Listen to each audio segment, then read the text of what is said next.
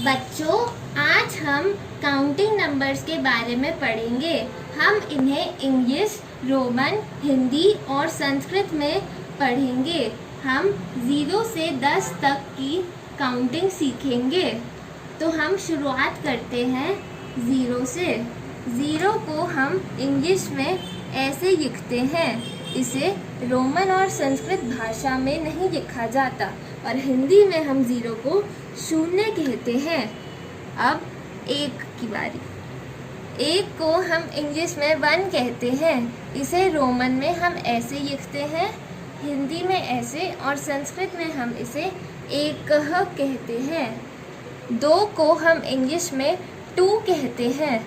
इसे हम रोमन में ऐसे रिप्रेजेंट करते हैं, हिंदी में हम 2 को ऐसे लिखते हैं और संस्कृत में हम 2 को द्वौ कहते हैं। 3 को हम इंग्लिश में 3 कहते हैं। इसे हम रोमन में ऐसे लिखते हैं, हिंदी में इस 3 को हम ऐसे लिखते हैं और संस्कृत में हम इसे त्रयः कहते हैं। 4 को हम इंग्लिश में 4 कहते हैं।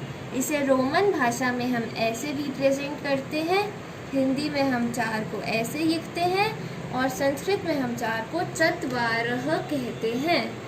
5 को हम इंग्लिश में 5 कहते हैं।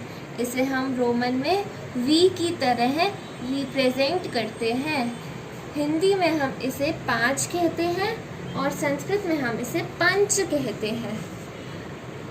6 को हम इंग्लिश में 6 कहते हैं। इसे हम रोमन में ऐसे लिखते हैं, हिंदी में ऐसे और संस्कृत में हम इसे षट कहते हैं। 7 को हम इंग्लिश में 7 कहते हैं। इसे हम रोमन में ऐसे लिखते हैं, हिंदी में ऐसे और संस्कृत में हम इसे सप्त कहते हैं। 8 को हम इंग्लिश में 8 कहते हैं। इसे हम रोमन में ऐसे लिखते हैं, हिंदी में 8 ऐसे और संस्कृत में अष्ट। 9 को हम इंग्लिश में 9 कहते हैं। इसे हम रोमन में ऐसे रिप्रेजेंट करते हैं, हिंदी में हम इसे ऐसे लिखते हैं और संस्कृत में 9 को हम नव कहते हैं। 10 को हम इंग्लिश में 10 कहते हैं। इसे हम x की तरह रोमन में रिप्रेजेंट करते हैं, हिंदी में हम इसे ऐसे लिखते हैं और संस्कृत में हम इसे 10 लिखते हैं। Thank you.